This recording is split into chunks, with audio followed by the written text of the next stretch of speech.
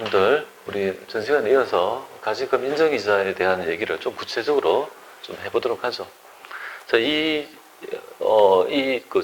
제도는 뭐냐면 딴 게 아니고요. 법인이 특수관계 있는 자한테 돈 빌려주고 적정이자 받았느냐 이 말이에요. 적정이자 안 받았으면 뭐예요? 이 거래를 통해서 이익을 분유하려는 의도가 있기 때문에 그만큼은 분유된 이익만큼은 추가적 과세하겠다 이 말이잖아요. 그래서 입금 산입해서 상해처분 하겠다 이거잖아요. 그런데 이제 여기서 우리가 알아야 될 점은 적정한 이자를 어떻게 구하냐 이거잖아요. 네, 그 점을 이제 여러분들이 어떻게 구하는 방법을 좀 알아서 우리 이제 서식에다가 어떻게 반영하는지 그 점을 좀 전 시간에 조금 얘기했는데 오늘 구체적으로 좀 말씀드리도록 하죠.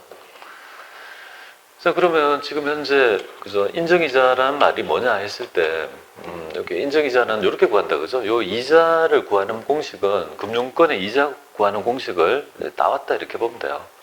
제가 어제 적수의 개념을 말씀드렸는데 모든 이자는요 적수라는 걸 구해서 그죠 도출하고 있다 이렇게 보면 돼요. 그럼 적수라는 거는 말대로 이자 구할 때 꼭 필요한 그죠 개념인데 쌓을 적이잖아요 이게. 수를 뭡니까? 쌓아낸다 이거죠. 그럼 만약에 예를 들어서 1월 2일 날 자금을 빌려요. 자금을 차입합니다. 그리고 이제 상환을 1월 8일 날 상환했다 가정할게요. 해당 금액은 1억이다 가정하겠습니다. 이럴 때 이제 적수는 얼마냐? 적수는 얼마냐? 뭐 이렇게 물어본다면 적수는 이렇게 구해요. 우리 처음에 기산과 만료일이 어떻게 돼요? 1월 1일부터 뭐예요? 여기 보면 적수는 매일 쌓으니까 1억을 며칠 쓰냐 이거잖아요. 며칠 쓰냐. 그러면 이 적수가 나올 거 아니겠습니까?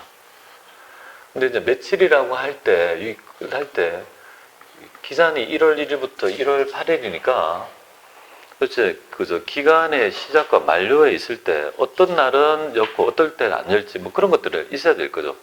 빌릴 때는 돈을 쓴 거냐 아니면 갚을 때는요 돈을 안 쓴 거냐 뭐 이런 것들이 필요할 거 아니겠습니까?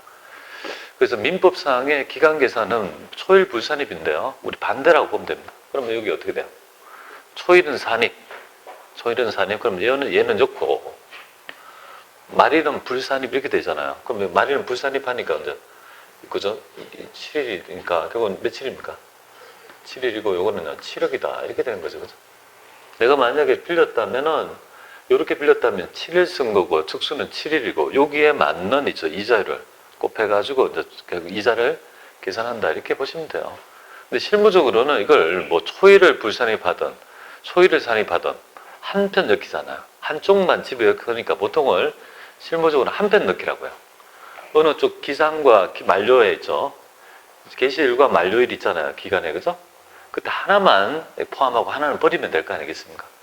그래서 그렇게 여기에 프로그램이 설계되어 있다 이렇게 보면 되겠습니다. 그럼 원칙은 뭐예요? 초일은 산입하고 말일은 불산입하는 걸 원칙으로 한다 이렇게 보시면 돼요. 그래서 이런 문제 한번 나온 적이 있어요. 적수란 매일매일 수를 쌓은 것으로 초일 산입, 말일 불산입을 원칙으로 한다. 그렇게 나온 적이 있어요. 맞다 이렇게 보시면 되겠습니다. 자, 그 다음에 어제 얘기했던 그러니까 동일인이 있으면 그죠? 상계한 순액을 가지고 측정한다. 특히 이제 가수금, 대표이사가 가수금 하는 경우 나타나겠죠. 그 다음에 어제 이거 좀 그죠? 잠깐 말씀을 드렸는데요. 어제 여기 꼭 알아야 된다 했잖아요. 그죠? 예, 이제 직원들이 뭡니까?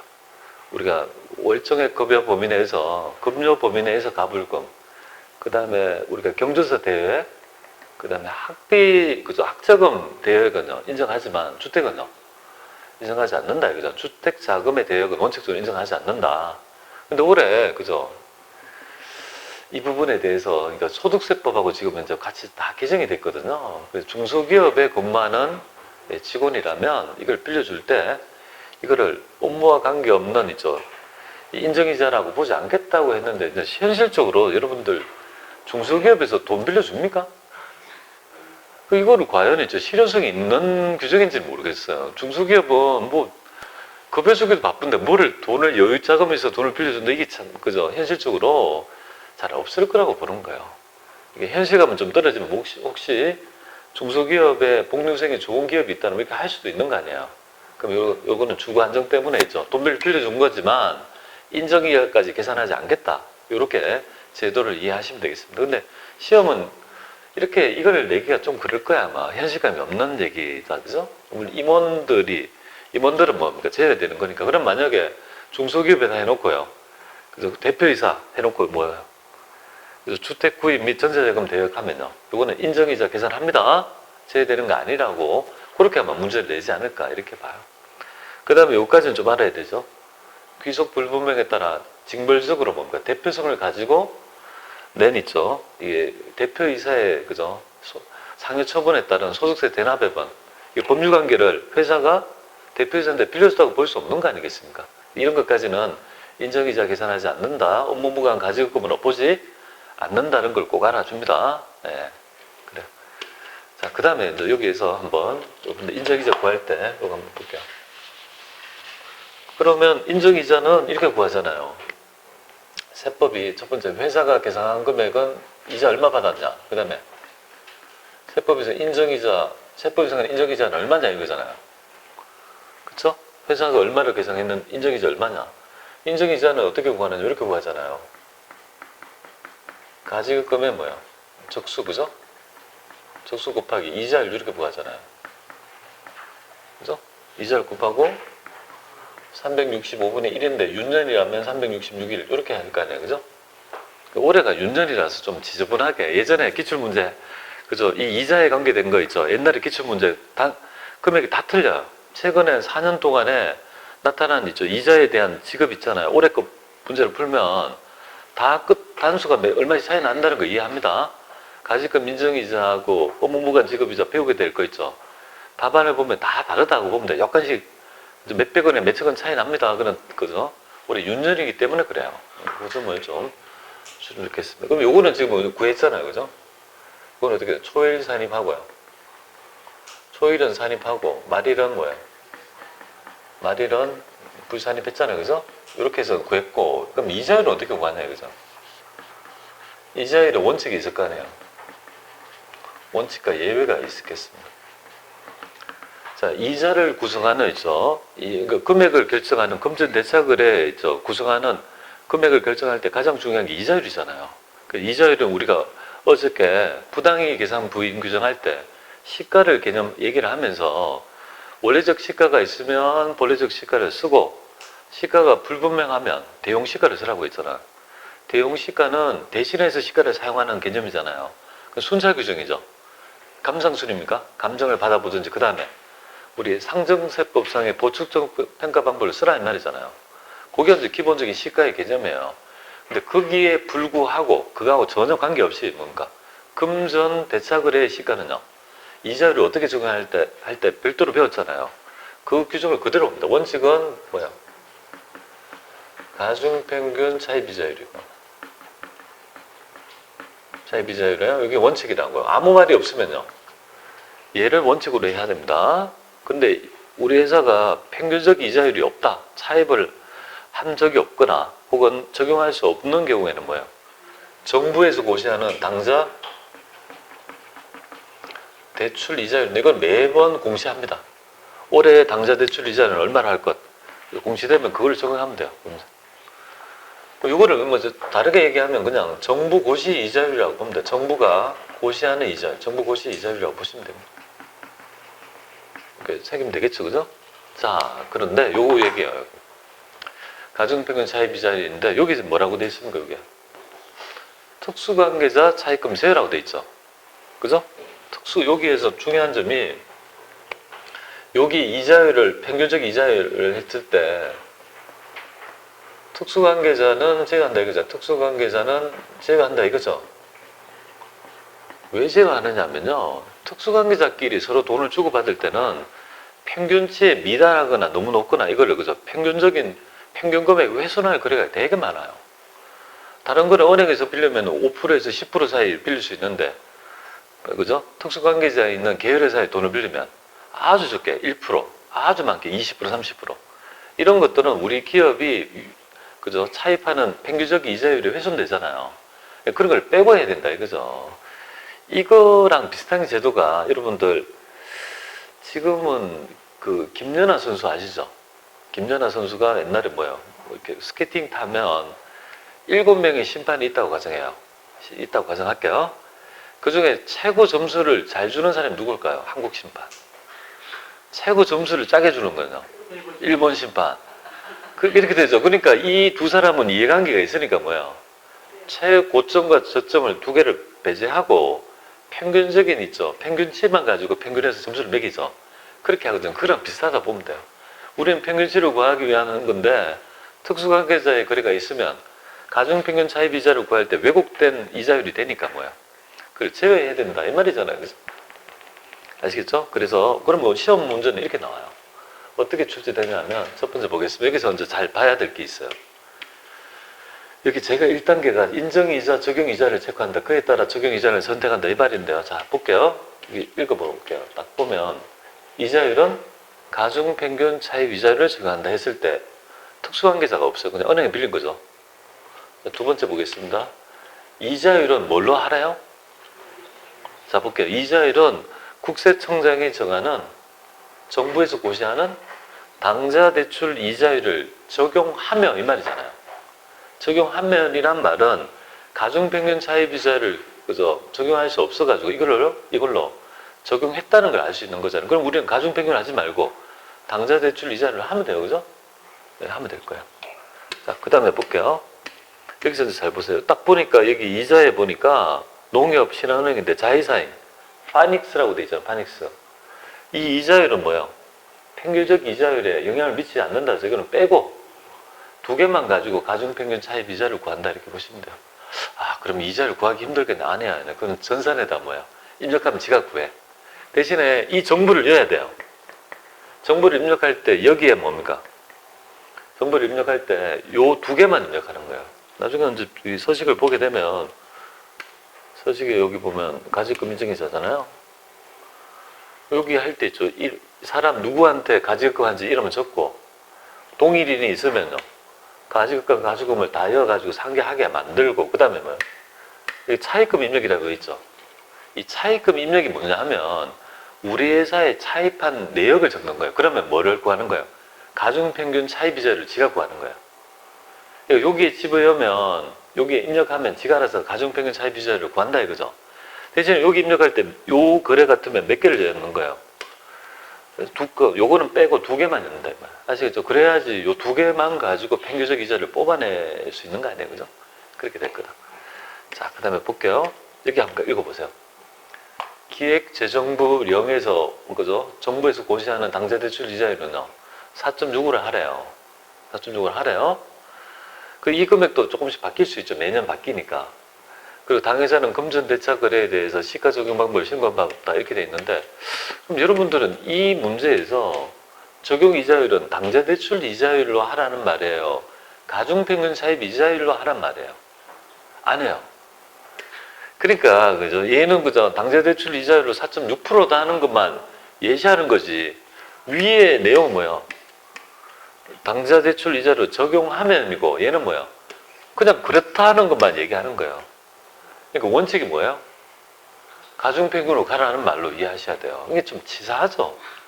근데 어떻게 할 거예요? 치사하더라도 우리가 내는 있죠. 그 의미를 좀 패턴을 빨아야 돼서 되게 치사하죠. 이걸 하란 말이 아니고 당좌대출은 4.6이고 네가 알아가지고 판단해서 적용이자는 네가 알아서 하라 이 말이에요. 이걸 한다는 말이 있어요, 없어요? 없으니까 원칙이 뭐죠? 가중평균 차입 이자를 해야지 원칙이, 그죠? 그렇게 보시면 읽어내셔야 됩니다. 그리고 얘도 읽어보면요. 당사는 뭐야? 그래서 가중평균 차입 이자를 적용하기로 한다. 이렇게 나오잖아요. 제일 처음에 해야 될 부분이 뭐예요? 이자율이 적용하는 있죠. 그 금액을 뭘로 할지를 먼저 정하고, 그 다음에 여기서 문제가 딱 하나 났잖아요. 그죠? 우리가 가중평균 차입 이자율을 자동으로 구할 수는 있는데, 그때 특수관계자는 빼고 이 두 개만 입력한다. 어디에 칸에다가? 요 칸에다가. 그럼 보세요.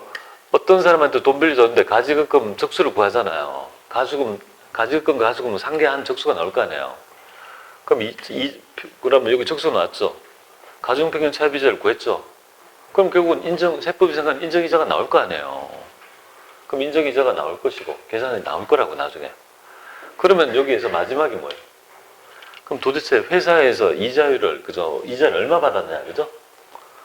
그러니까 나중에 쭉 입력하면 보세요. 성명, 적수, 가수금지금 상계하고 차감적수에서 인정이 적법해서 그죠?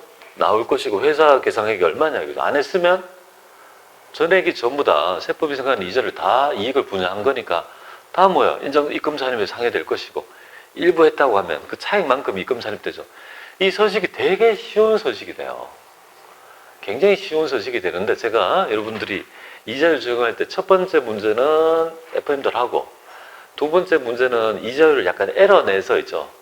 에러를 일부러 내서 고치는 방법을 두 개 해보고 그 다음에 있죠. 마지막 문제가 가장 어려워요, 여러분들. 이 문제에서 지금 여기 이 문제 네 문제가 있는데요. 가장 어려운 건 네 번째가 가장 어려워요.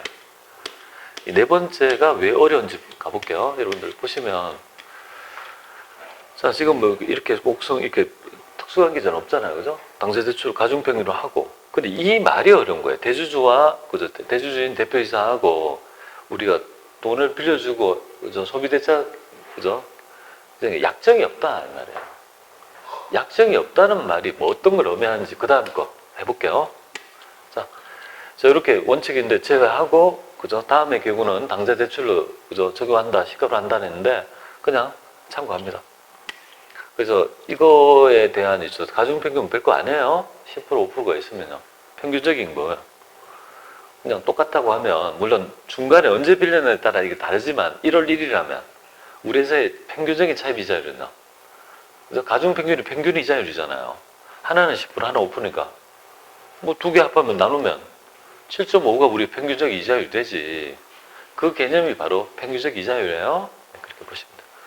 자, 여기 세무조정 볼게요. 세무조정은 지금 인정이자랑 계산세, 회사에, 그죠? 얼마를 잡았냐 이거잖아요. 시부인 해보는 거잖아요. 자, 그때 여기 여러분들이 보면 약정 유무에 따라 달라져요. 이 점이 굉장히 중요해요. 그러니까 여기서 실무가 나타나는데 어떤 실무가 나타나냐면 자, 미수수익으로 계상해서 이거를 약정이 금전소비대차하고 약정이 있는 경우하고 없는 경우는 좀 달라요. 니하고 내하고 있죠. 약정 금전소비대차 있죠. 계약서 있죠. 약정서를 써가지고 니한테 얼마로 하기로 한다는 거 있죠. 있다고 하면 뭐예요? 그죠? 돈을 안 받고 미수이자를 계산하더라도 기간경과부 미수이자잖아. 이 미수수익, 이자수익 했다라면 그걸 인정해줘요. 약정이 있다면. 그러니까 여러분들이 대표이사하고 거래해서 가지금 인정이 나오면 약정서를 꾸며야 돼요. 요식이라도 금전소비대차 계약을 해서 하자고 해야 돼요. 근데 대표이사는 어떻게 생각해요? 아니 내 회사에 내 돈 마음대로 가져가는데 누가 참견해? 굉장히 잘못된 사고예요. 그럼 개인 사업을 하라고 해야 돼. 개인 기업을 하라 해야지. 그죠? 권리 능력이 어디에 있습니까? 법인의 그죠? 인격에 있는데 그게 소속된 그죠? 임직원이잖아요. 권리 능력의 주체는 이 법인이잖아요. 법인의 소속 그죠? 임직원인데 뭐 자기가 다 그죠? 권리 능력이 있는 것처럼 하면 안 된다고. 약정이 없다고 하면요. 여기 법인세법은 해당 이자수익 기간경과분 이자수익 계산한 거 있죠. 이걸 인정 안 해요. 그럼 입금부산이 방해해서 뭔가 바로 마이너스로 바로 때려버려요. 약정 유무에 따라 달라진다고 하는 건데요. 그러면 사례를 한번 볼게요. 회사가 이렇게 그저 가지금 인정이자를 계산한 경우고 결과 700만 원이 산출됐는데 이거 얘를 그죠? 아래에 같이 회계 처리하고 했다. 여기 미수수익 기간경 300 했다.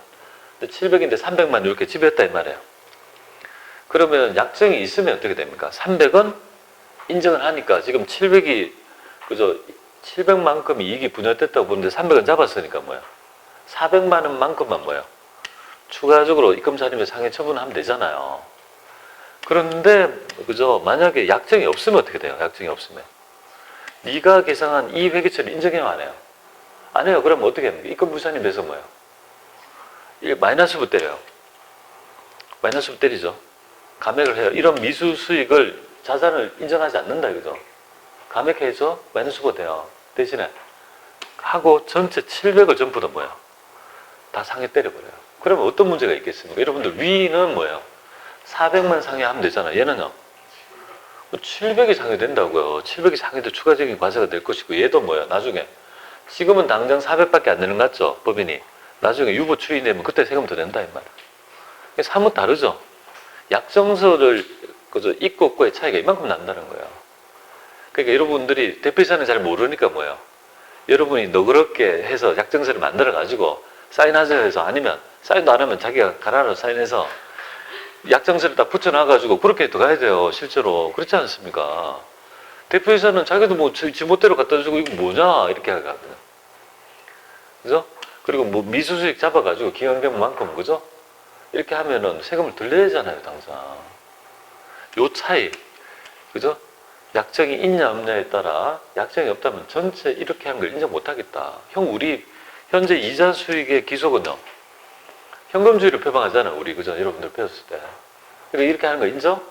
안 한다. 약정이 있다면 인정하겠다. 이렇게 차이가 있다 이렇게 보시면 돼요. 다 했어요, 우리. 다 끝났어요. 그러면 우리가 여기에서 이제 문제를 요거 얘기해요, 그죠? 요 문제가 어떻게 됩니까? 약정이 없다 했으니까 약정이 없다고 하면 이렇게 백개치를 인정 안 하죠. 그럼 감액해야 되잖아요. 감액하면 얼마가 되겠습니까? 당연히 그죠. 마이너스부 때려야 하니까 입금불산임에서 마이너스부에서 감액하고 그 다음에 요거에 따라 그죠. 계상된 결정된 인정이자 총액을 입금산임에서 상해 처분하는 그런 그 조정이 되겠죠. 그래서 밑에 보시면 이렇게 나오는 거예요.